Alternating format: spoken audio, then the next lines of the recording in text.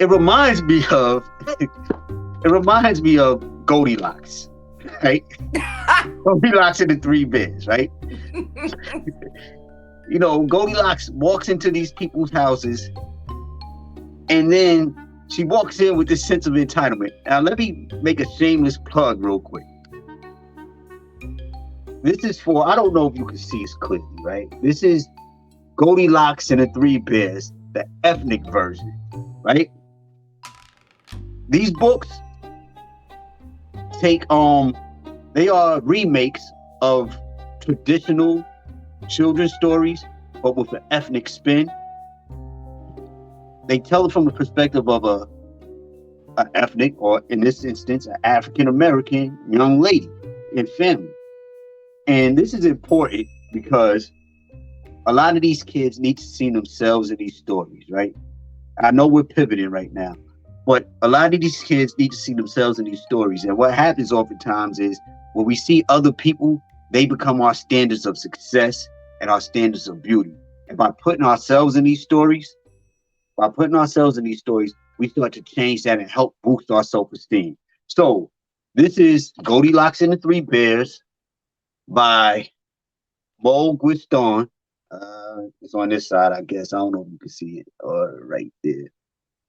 And I forgot where I ordered it from. Where can I order this from? Amazon. You can order this on Amazon. Is there anything specific on here that will make people find it? Because it just says Goldilocks and the Three Bears. No, you have to type in a relatable read. A relatable read. A relatable read presents Goldilocks and the Three Bears. Or you can just type in Mo and my last name, Guiston, Gueston, and it'll pull it up that way. So Mo Guiston, a relatable read, Goldilocks and Three Bears, and that's Guiston, Gueston. Y'all look it up. Stay tuned for more books for your kids. It's very important as we talk about all these things that impact our community, that we make sure that we read to our kids at a young age. This book you should be reading to your kid at the age of about 2.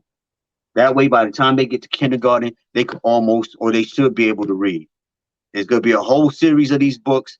If you're interested in catering to your kids and helping them develop intellectually, hurry up, rush out and buy these books. And you don't have to buy it at 2. You can buy it at 6 years old, 8 years old. The point is that they see themselves in these stories, and they see a representation of themselves. That said, she was still acting like Goldilocks, right? There was a sense of entitlement. She was violating, and she got hemmed up. If the Three Bears would have mauled Goldilocks would have ran back to the people, and the bears would have got shot, or euthanized. But nobody sits back and said Goldilocks came into her house, ate their food, laid in their bed, and violated their whole space, right? And essentially, that's what Shorty was doing. She was violating, and she didn't have to. It could have been avoided. Now, I know that comparison is kind of off, but it still was an unnecessary violation, and you brought whatever harm came to yourself.